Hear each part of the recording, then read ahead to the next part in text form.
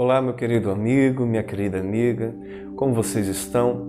Mais uma vez estamos aqui no nosso devocional diário para compartilhar um pouco mais da palavra de Deus ao seu coração. Se você ainda não viu os outros vídeos, aconselho você a olhar aí na descrição, aí embaixo tem os outros vídeos, você pode acompanhar conosco, tá bom? E é uma série que nós estamos falando a respeito do Salmo 23, que é o Salmo do Davi, e fala acerca do cuidado de um pastor com uma ovelha, nos transmitindo ao cuidado de Deus para conosco.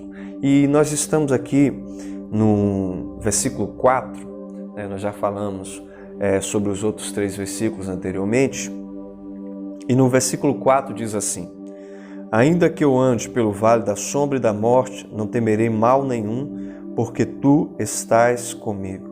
O teu bordão e o teu cajado me consolam. Em algumas versões, a tua vara e o teu cajado me consolam. É impressionante que, se você conhecer o contexto geográfico e histórico de onde esse salmo foi feito e como que ele foi feito, a gente começa a dar um salto. E esse salto nos leva a esse tipo de entendimento do que Davi queria dizer quando ele compôs esse salmo. Quando ele diz ele inicia assim: ainda que eu ande pelo vale da sombra e da morte. Davi estava dizendo exatamente sobre aquilo que ele via diariamente no cuidado que ele tinha, porque ele cuidava das ovelhas do seu pai. Inclusive, quando Samuel vai na casa de Davi, ele percebe que Davi não está, porque Davi estava cuidando das ovelhas. Então, Davi falava de coisas que ele tinha experiência. Davi estava falando de coisas que fazia parte do cotidiano dele. E essa frase, essa expressão, ainda que eu ande pelo vale da sombra e da morte, é uma expressão que nós temos que entender que, de fato, historicamente e geograficamente, esse vale existiu.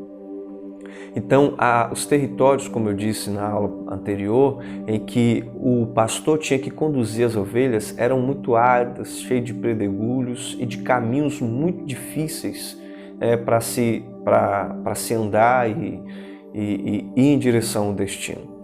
E, como eu disse, as plantações de Israel, a área era muito seca, então ele tinha que procurar porções de vegetação para alimentar as ovelhas.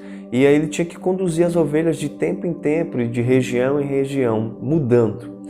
E nessas mudanças eles tinham que passar por despenhadeiros, desfiladeiros, que eram muito difíceis de se passar. E não sei se você sabe, a ovelha, ela muito difícil a questão, porque ela não enxerga muito bem. E outra, ela não consegue ter uma boa coordenação. Então o pastor tem que saber conduzir ela de uma forma correta. E aí que você vai ver, tanto em Israel como em muitos lugares, o pastor usando a voz, ou cantando ou tocando algum instrumento, para que, de uma forma com que a ovelha vai crescendo, vai sendo adestrada, e elas começam a andar em filas indianas. Então, para passar por despenhadeiro, como elas estavam amontoadas, não tinha como. Algumas delas poderiam cair. Mas tinha um outro lado, que era o lado em que o pastor adestrando, a ovelha começando a ouvir a voz do pastor, ela consegue se direcionar. Isso aí é que é impressionante. Levando agora para o contexto de Cristo, Cristo também, as minhas ovelhas reconhecem a minha voz.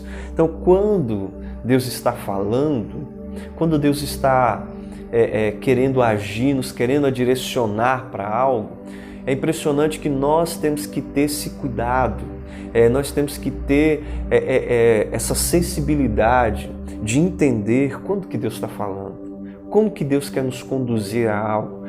Muitas vezes nós tomamos muitas decisões precipitadas na nossa vida e não percebemos que, se parássemos para ouvir a voz de Deus, não teríamos tomado aquele tipo de decisão. E Davi não para só aí, ele estava dizendo: olha, guia-me ainda que eu ande pelo vale da sombra e da morte, não temerei mal nenhum, porque tu estás comigo. Ele está dizendo, esses caminhos difíceis, essas adversidades, o meu pastor sempre vai estar me cuidando. Mais uma vez, levando para Cristo. Ele disse para os seus discípulos: no mundo tereis aflições, mas tende bom ânimo. Eu venci o mundo. Quando Cristo está falando que Ele venceu o mundo, a Bíblia diz que também Ele nos vai dar força para vencer as adversidades. O Evangelho não é um conto, uma coisa de um faz de conto. Não, pelo contrário. O Evangelho tem suas lutas, suas adversidades, e como o cuidado desse pastor aqui, representando Deus, e dessa ovelha dizendo que vai passar por vales de sombra de morte, mas não temeria mal, porque o Senhor estaria com ele, assim também é nas nossas vidas. Não tema nenhum mal, porque o Senhor está conosco. O Senhor está com você, meu amigo e minha amiga.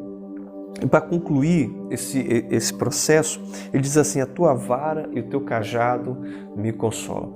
Havia alguns aparelhos, a gente pudesse dizer assim, que comportava ali o trabalho do pastor. Um deles era o cajado e a funda. A funda a gente conhece do próprio Davi na derrota que Golias teve diante de Davi. E é impressionante que o cajado, ele tinha 3 aspectos, Um deles era que a ponta do cajado, a ponta superior, ela tinha que ser curvada. E é impressionante porque eu nunca tinha parado para pensar o porquê que tinha que ser curvada.